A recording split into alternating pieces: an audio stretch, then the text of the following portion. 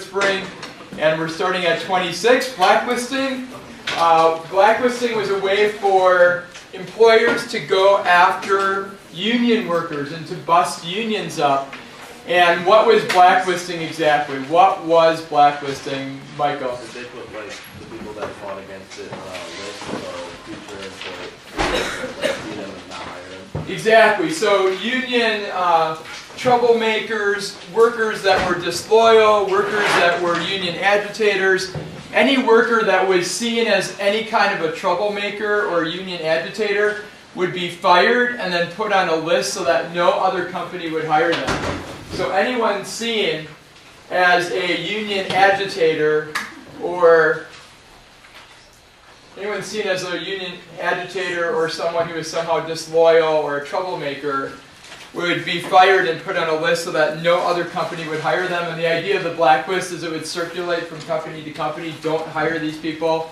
And he'd bring it to another company, it would be like, don't hire these people. Number 27, what was the difference between craft trade unions and industrial unions? What was the difference between craft/trade unions and industrial unions? Go ahead, Brooke.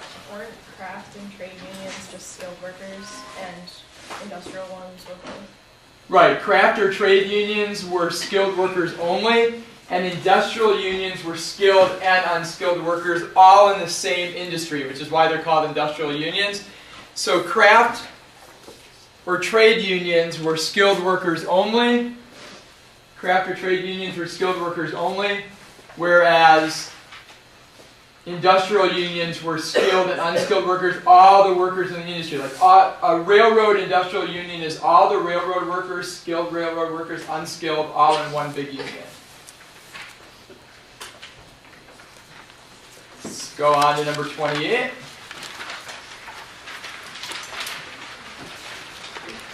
Number 28 is an easy one to remember, that the Chinese Exclusion Act excluded Chinese from entering the United States for 10 years.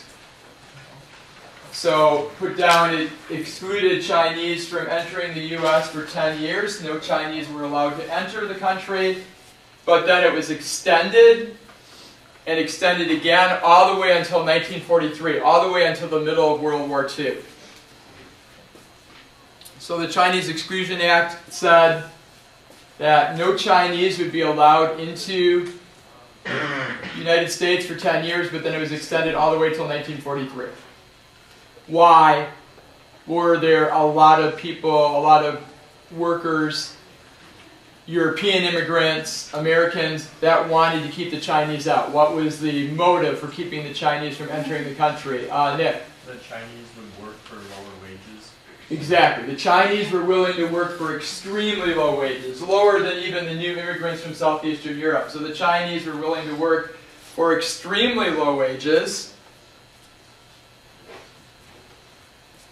The Chinese were willing to work for extremely low wages, and the fear was that they would bring wages down, that they would take jobs away from other Americans. And there's a lot of racial prejudice there already. I mean, there was definitely some racism, some prejudice against them, especially since a lot of them went back to China and weren't planning on staying in the United States. Number 29, the railroad strike of 1877 is the first great interstate strike. So the railroad strike of 1877 is the first great interstate strike.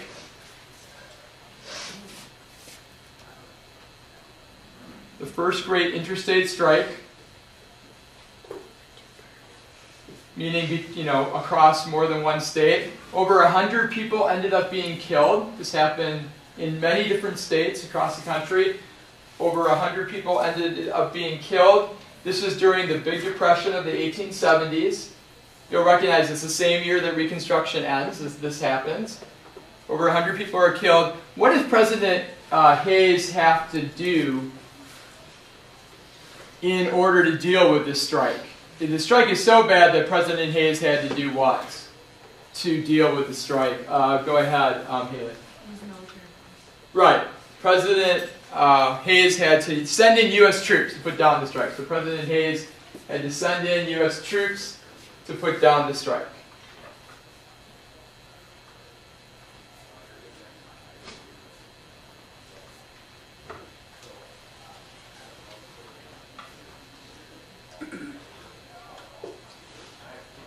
All right, anarchism, number 30. What exactly is the ideology or the political philosophy known as anarchism? What is it? What is their goal? What is the goal of anarchists, of this political ideology or philosophy? What do anarchists want to see accomplished? Go ahead, Matt. Kind of a complete removal of government. Right, they want to see the complete elimination of all forms of government. So anarchists wanted to see the complete, basically, elimination of government. They wanted a governmentless utopia. Get rid of the government, have a governmentless utopia. Now this is a European movement that spread to America. It was never as popular in America as it was in Europe. And why did they want to get rid of government? What was the reasoning for why anarchists wanted the elimination of all forms of government? What was wrong with government according to anarchists? Like, what was their motive for getting rid of government? You remember that?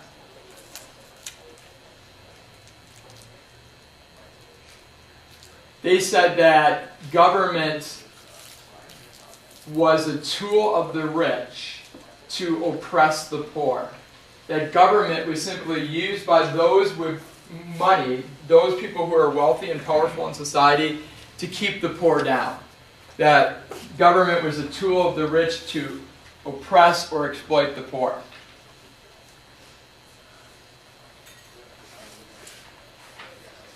So that's the problem that they had with government. The tool of the rich to oppress and exploit the poor.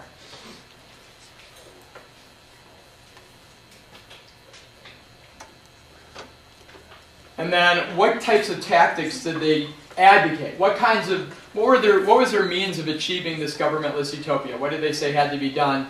Or what did they advocate? What kinds of actions did they advocate to get rid of government? Do you have your hand up, Todd? Oh, you don't? Okay. What did they want to do? How are they going to get rid of government? Yeah, go ahead, Gina. Right, they believed in using terrorism, acts of violence against members in the government and against even government property, government buildings. They believed in assassinations, bombings, vandalism, acts of violence, acts of terrorism against officials of the government or against property of the government. The Haymarket Affair, number 31, is one of the big events in labor union history. And in the Haymarket Affair, the first thing to put down is that they were having in Haymarket Square in Chicago, they were having a labor protest. Some workers had been killed the night before by police, and they were having a labor protest to protest the actions of the police in Haymarket Square. So there was a labor protest, May 1886, and then showing up to this labor protest was the Chicago police, about 180 Chicago policemen to kind of break it up. What then happened in the Haymarket Affair? When 180 policemen came up to break Chicago policemen came up to break this labor protest up, what then happened? Michael? Then someone threw a bomb. Yep, someone threw a bomb at the Chicago police. The Chicago police fired back, and several people were killed or wounded on both sides.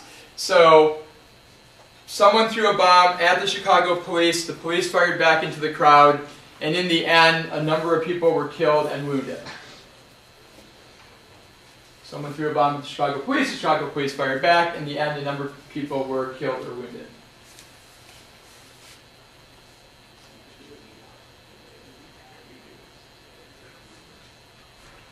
Who was rounded up and accused?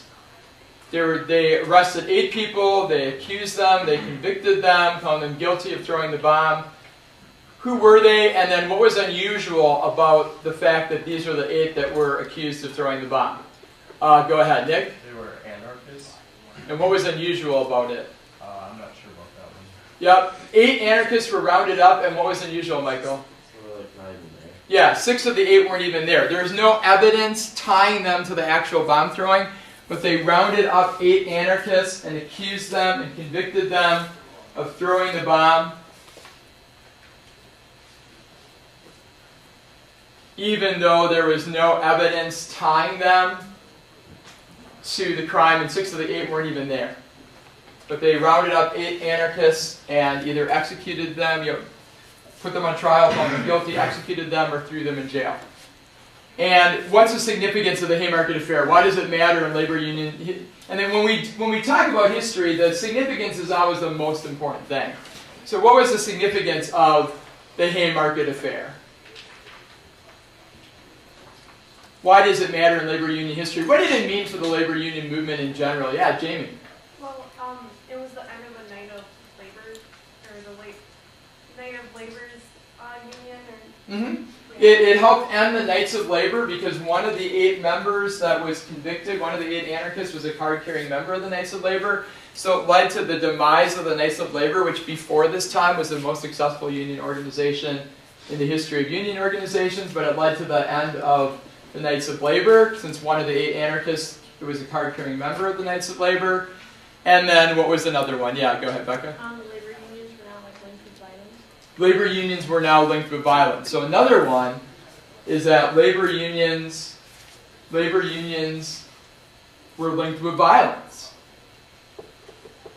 and anarchism. So it caused labor unions to be unpopular with the American people. Labor unions started to be viewed as linked with radicalism, anarchism.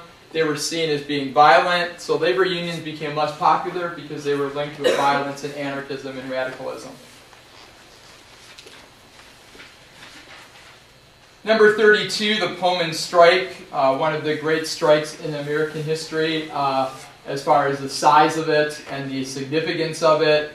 George Pullman and the Pullman Palace Car Company in Pullman, Illinois, there's a company town. They made these luxury train cars called Pullman cars.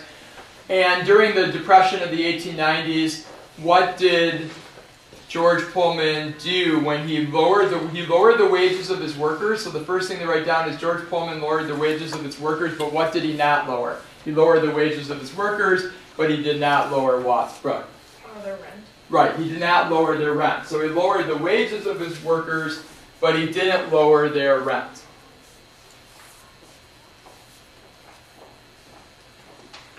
So lowered the wages of the workers, but didn't lower their rent. So they went on strike. And so that's the first thing to know, that the people in Pullman, Illinois, the workers went on strike when their wages were lowered, but not their rent.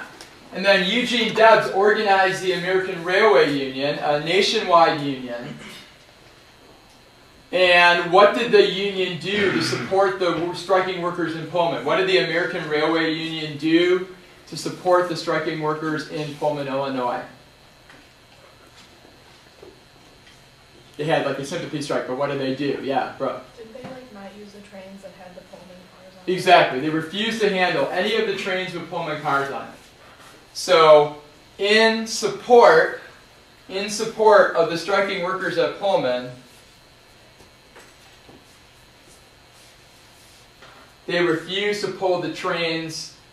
They basically boycotted all trains with Pullman cars. The American Railway Union and the railroad workers boycotted any train with a Pullman car, meaning they would not handle trains with Pullman cars. And that shut down the railroads in the Midwest. It virtually shut down the railroads in the Midwest, or at least shut down many of the railroads in the Midwestern part of the country.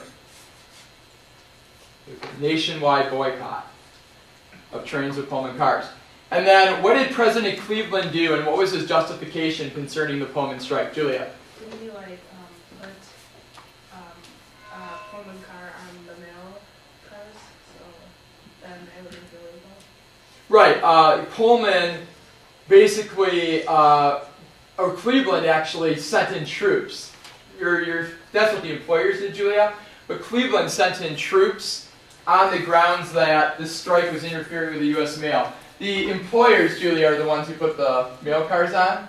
But the government, President Cleveland, sent in troops. President Cleveland sent in troops because he said the U.S. mail had to be delivered, because the employers had put mail cars on the trains with Pullman cars. So President Cleveland sent in troops as the justification of the delivery of the U.S. mails. And then, I know there's a lot to write down. I'm sorry to give you more room for this. One other huge fact then is that there was an injunction against the American Railway Union to stop the strike. What is an injunction? There's an injunction against the American Railway Union to stop the strike. What is an injunction exactly? It's a court order. So put down there is an injunction, a court order for the American Railway Union to stop the boycott, to stop the sympathy strike. So an injunction is a court order to stop the sympathy strike.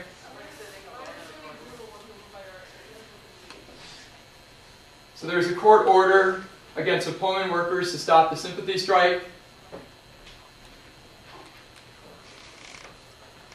And what was the basis? Why did they say what did they say the union was? What federal law did they use to say, look, you're shutting down the trade by the boycott, you're a combination and restraint of trade. What law were the members of the American Railway Union breaking, Nick? The Sherman Antitrust. Right, put down, they secured the injunction on the basis of the Sherman Antitrust Act.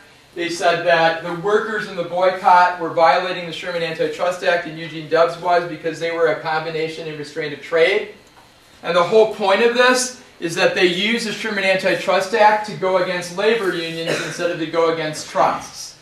So they basically said that the union itself was like a trust because it was restraining trade with the boycott, and they were using the Sherman Antitrust Act to go against the labor unions, against the workers, instead of the trusts themselves. You know, that's fairly complicated. Any questions on that? The AFL had what type of workers, number 33? The American Federation of Labor, Samuel Gompers, what type of workers in the AFL? What kind of workers? What kind of workers in the AFL? Yeah, go ahead, Abby. Women, children?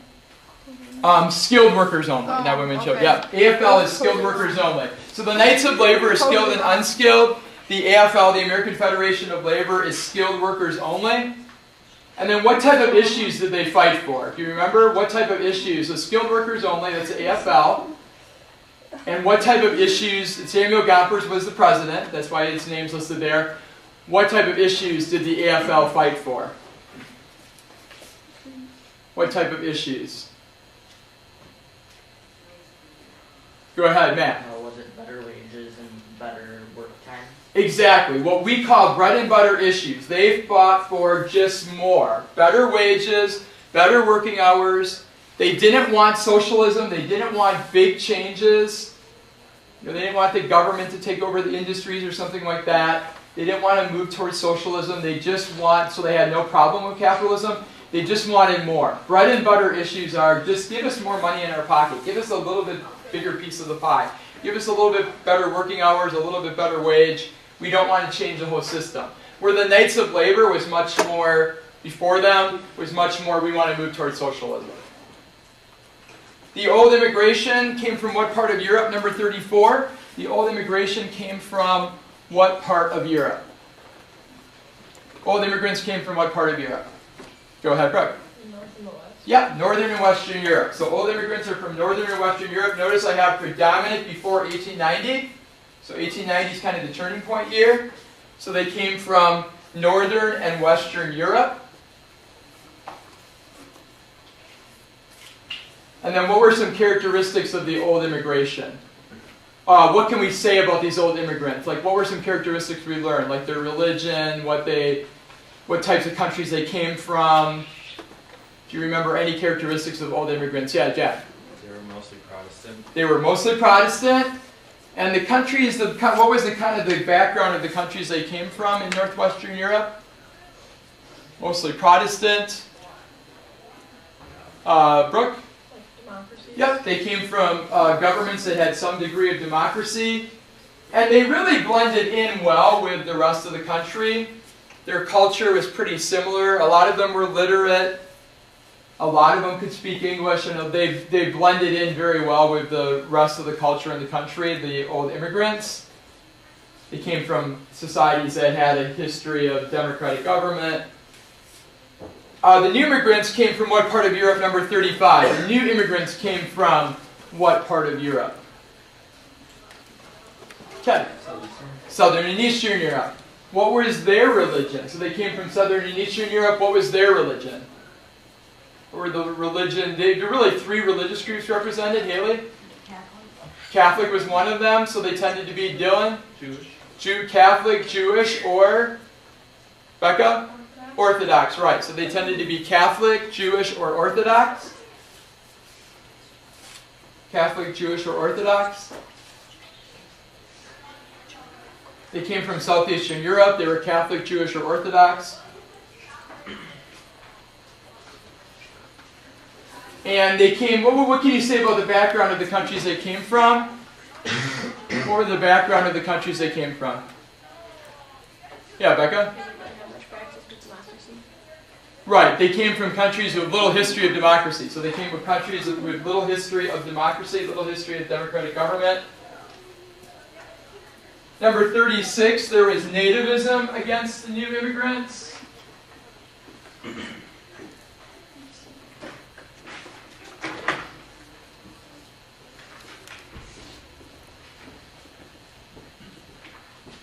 There was nativism against the new immigrants. And what is nativism exactly? What does nativism mean? A lot of nativism against the new immigrants. What does nativism mean? What does nativism mean? Yes, go ahead, Ted. Not want, like just not wanting to have immigrants come to the country. Right, being against immigration, being opposed to immigrants. By the way, we're going to start for the next unit then, and I'm going to need a recorder at the I'm going to need 5 recorders from each hour. We're going to start counting the participation at review sessions into your general participation portal. I was going to do that this unit, but I decided I'd wait till next unit. So we're going to do that next unit. That should help our participation a little bit. But you're right, it was opposition to immigration. What were the reasons for nativism against the new immigrants? We learned 3 in class. What was the reason for nativism against the new immigrants? Matt? Anti-Semitism and anti-Catholicism. Right, anti-Semitism and anti-Catholicism. Remember, anti-Semitism is prejudice against Jews. So one reason is anti-Semitism and anti-Catholicism was one reason for nativism. Anti-Semitism and anti-Catholicism. What was another reason for nativism, Brooke? They were willing to work for less, like lower the wages. Yep, the fear that they would lower the wages, that they would work for less, steal jobs, the fact that they would work for lower wages, they would work for lower wages, thus lowering the wages, or they'd steal jobs. And then another big reason for the nativism against the new immigrants, Jamie? Was it that they didn't blend in with their culture, like stayed like with their old culture? Yes, they didn't. A lot of them couldn't speak English. A lot of them had cultures and customs that were quite different from Northwestern Europe and quite different from American culture. So they didn't blend in well. They didn't speak English. A lot of them couldn't read and write. A lot of times their cultures were very different from the mainstream American culture. They just didn't blend in. They did stick to themselves in like little Polands and little Italys, and they didn't necessarily blend in that well. Number 37, do you remember the purpose of the American Protective Association? What did the American Protective Association do? What did they wanted all office holders to be held, all government office holders had to be what? Or they wanted a law saying that all government office holders had to be,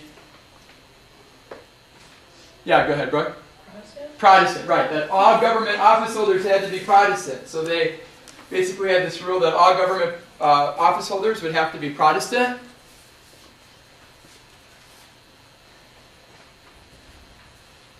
And they said that they wanted all public school teachers. And why don't we say that they banned, rather than saying all public office holders had to be Protestant, why don't you write down that they basically did not want Catholic office holders? More correctly, why don't you change that and say that they only wanted Catholic, they did not want Catholic office holders. They wanted to ban Catholic office holders. You know, rather than saying only Protestants could be office holders, it'd be better to say they wanted to, basically no Catholic could hold office. It's a little bit different. They didn't like ban atheists necessarily, they just said no Catholic can hold office. That's what they wanted. And then they also wanted to ban Protestant or Catholic public school teachers. So they basically wanted to say that Catholics could not hold office and that Protestants had to be public school teachers. You had to be Protestant to be a public school teacher. The Catholics could not hold office, and only Protestants could be public school teachers.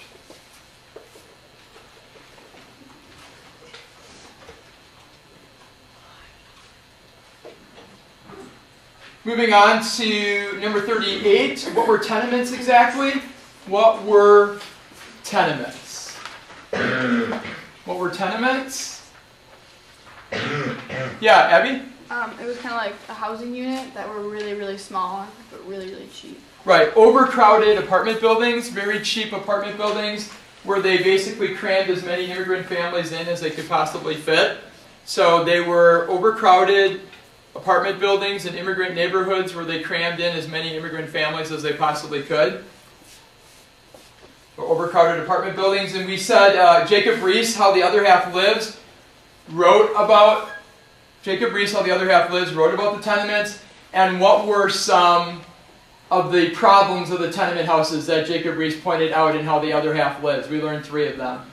Yeah, go ahead, Jamie. Lack of sunlight? Is that one? Lack of sunlight, right? So a lack of light was one. You had a lack of sunlight or a lack of light. What was the second one? Go ahead, Haley. Bacteria. Yeah, Disease. breeding grounds of disease. That overcrowding made them breeding grounds of disease. So they had a lack of light. They were breeding grounds of disease. And go ahead, Gina. We didn't have fresh air. Right, poor ventilation, lack of fresh air. So lack of light, breeding grounds of disease, and poor ventilation, lack of fresh air.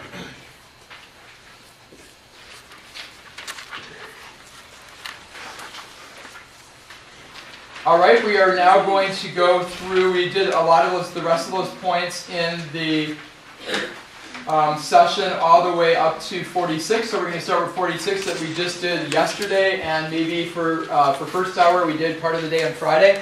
The reservation policy. I think the thing to remember about Native American policy is that they started with these big concentration areas where they tried to concentrate them in these big general areas, and that didn't work. So they came up with the reservation policy, number 46. And what was the reservation policy? What was the reservation policy? What was true about reservations, Jamie? They were smaller areas for Indians to live in, like people couldn't go on the land. Right, they were small, sharply defined pieces of land. Small, sharply defined pieces of land. Yes. Just go ahead. Is that being paid for? Yeah. Okay. I just wanted to put I've got 100 families coming in this morning, so I just need to. Okay, yeah, just go ahead, sit up. Don't worry about it. It's only for AP students that are going to, only a couple people are going to watch it on YouTube. Not a big deal. Thank you. Sorry to interrupt. Yeah. So, small, sharply defined areas closed off to white settlement. So the idea is that they were small, sharply defined areas. They were closed off to white settlement. They were supervised by federal officials. So small, sharply defined areas closed off to white settlement, supervised by federal officials. Number 47, the Sand Creek Massacre. This is where the U.S. troops massacred some 450 Cheyenne Indians, many of them women and children. So the Sand Creek Massacre is where U.S. troops massacred 450 Cheyenne Indians, many of them women and children. And what was true about that? They did this despite the fact that they massacred them despite the fact that, Becca? They were promised immunity. That they were promised immunity and they were flying a white surrender flag. So they were massacred even though they were promised immunity and even though they were flying a white surrender flag.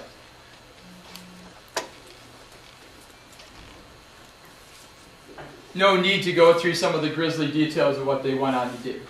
Probably remember that from class. Number 48. The Indian Wars, 1865 to 1900. The purpose of the Indian Wars was to confine the Native Americans to reservations. So the purpose was to confine the Native Americans to reservations because the Plains Indians refused to be confined. So then they had to fight wars to get them to stay on the reservations because a lot of them were refusing to go on it. And then the main advantage of the Indians, do you remember the main advantage of the Native Americans? I didn't have you write it down, but I talked about it yesterday. Yeah, Brooke? That they knew the land. And that they were great horseback riders. So the main advantage of the Indians is they were incredibly skillful on horseback, especially the Plains Indians. they knew the land better as well. What are the reasons why the U.S. government was able to defeat the Indians? Like, what were the advantages of the U.S. government? We learned 3 of them yesterday. What were they? Yeah, Becca. Because Indians fought Indians. Right, Indians violently fought each other, so one reason why the Indians were able to be defeated is that Indians violently fought each other. Indians violently fought each other. Go ahead, Ted. Transportation system, the railroads, bring soldiers. Right, the railroads were able to transport troops where needed, so the railroads, and you can also put superior weaponry. So they had kind of a technological advantage. The U.S. Army had a technological advantage with the railroads that could transport troops and supplies and the superior guns, superior weapons, and, Brooke? Did they kill the bison? Right, they killed the buffalo off in large numbers. So another reason, bison, yeah. They killed off the bison, buffalo. They killed off the buffalo in large numbers, and the Plains Indians depended on the buffalo for their whole way of life. Get off the buffalo in large numbers.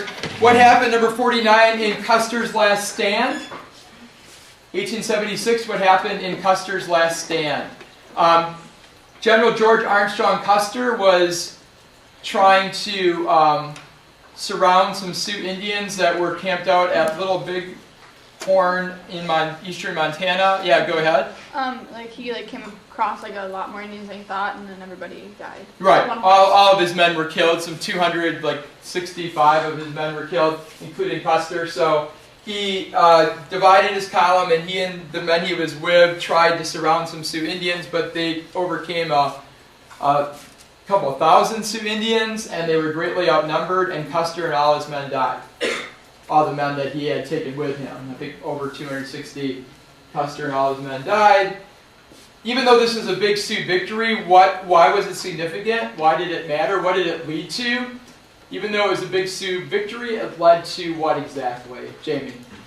It led to a call for Americans to the destruction of the Sioux Indians. Exactly. It led to the defeat of the Sioux that much faster. So even though they killed Custer and all his men, 265 men or so, it led to the defeat of the Sioux Indians that much faster because there was a nationwide call for revenge. So it led to nationwide demand for revenge.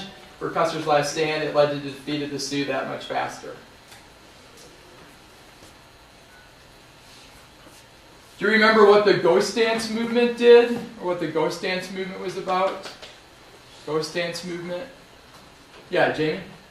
They did this dance, I believe, and they believed that the white men would disappear and they'd get their land back and buffalo would come back. Exactly. They did these dances with these ghost shirts. This is a very big movement among a lot of Native Americans in the 1880s, the ones that were still kind of resisting being put on reservations. And they believed that if they did these dances, the white men would disappear, the Indians would get their land back, all the buffalo would come back, so the whites would disappear, the Indians would get their land back, all the buffalo would come back.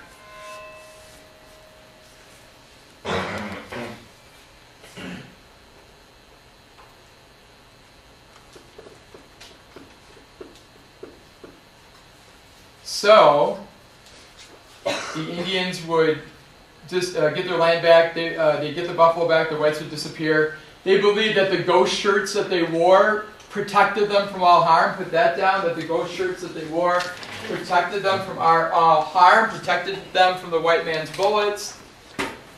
And the person that was behind this vision was Wovoka, W-O-V-O-K-A, kind of the Paiute Messiah that came up with this vision, was Wovoka, W-O-V-O-K-A, Wovoka. And it was a fairly, the U.S. government did not like this. It seemed like a militant movement. A number of the Indians were armed. They were doing these ghost dances. It seemed threatening.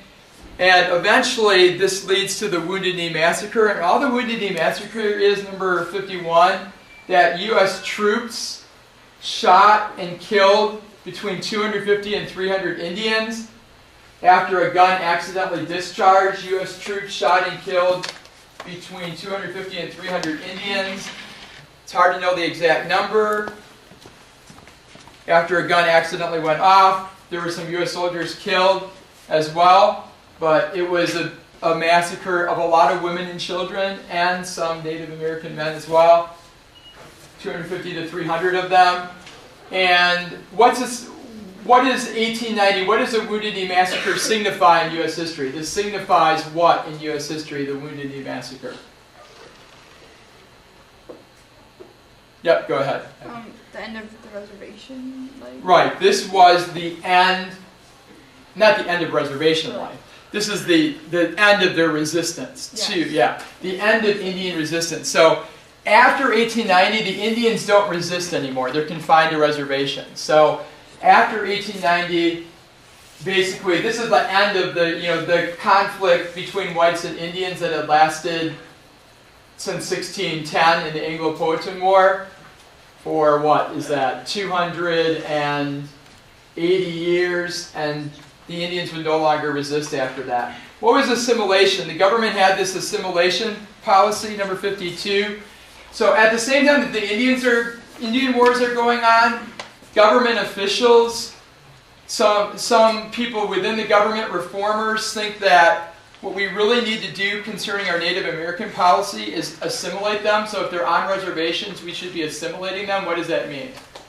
Becca? To try to make them more like whites. To try to make them more like whites, right. They wanted to assimilate them into white culture, get them to dress and act and talk like white people, and get rid of their Native American culture. There was this real belief that for the Native Americans to survive, and that the best policy towards the Native Americans would be to get rid of their Native American culture and to become like the whites. Speak English, take on white customs, dress like the whites, etc. And that was the assimilation policy. The boarding school movement then was a way to do that. Explain what a boarding school is and what happened at a boarding school. It was a way to assimilate the Indians. We only got to this, I think, in the first hour class. A boarding school was a place that they took Indian children. They were often off the reservation, and they made the children learn English and give up all their Native American ways. So the children had to give up all of their Native American ways. So the children had to give up all their Native American ways, their religion, their traditions, and they had to speak English and cut their hair and dress like whites. And they often did this off the reservation. And then we didn't do number 53, but this is the last point we're going to do this morning because I know there's probably two test questions on it, although I haven't written the test yet. There's going to be at least one, and there'll probably be more than one on the test. The Dawes Severalty Act, what that did is it took the reservation land and it split it into 160 acre plots. So it took the reservation land that already existed and it split it into 160 acre plots. It split it into 160 acre plots that were then given to individual Indian families. So it took the reservation and it split it into 160 acre plots that were then given to individual Indian families. That were then given to individual Indian families, and they basically like, here's 160 acres for you, here's 160 acres for you. Put down, they wanted them to become farmers. They wanted these Indians to become farmers, and they wanted to break up the tribes. They wanted, you know how the tribe believed that they owned the land together, that the land belonged to everyone in the tribe? They wanted to break up the tribes and make them individual landowners and therefore assimilate them. They wanted them to become like white farmers. So we still have more here, so please, just a couple more points on this. So they wanted them to become like white farmers. And what ended up happening is they said that if they improved the land for 25 years and became like whites, then they could become U.S. citizens. So if they accepted their land and became like white farmers, in 25 years they could become U.S. citizens. But the last point, unfortunately, what happened is there was a lot of leftover reservation land, and that leftover reservation land ended up being sold off to whites and railroad companies. So after giving 160 acres to all these individual Indian families, they had all this reservation land left over, and they ended up selling that reservation land to whites and railroad companies. So the Indians lost even more land. After they were put on reservations, they lost over half their reservation land because of the Dawes Act. All this leftover land was sold to white railroad companies. If you haven't got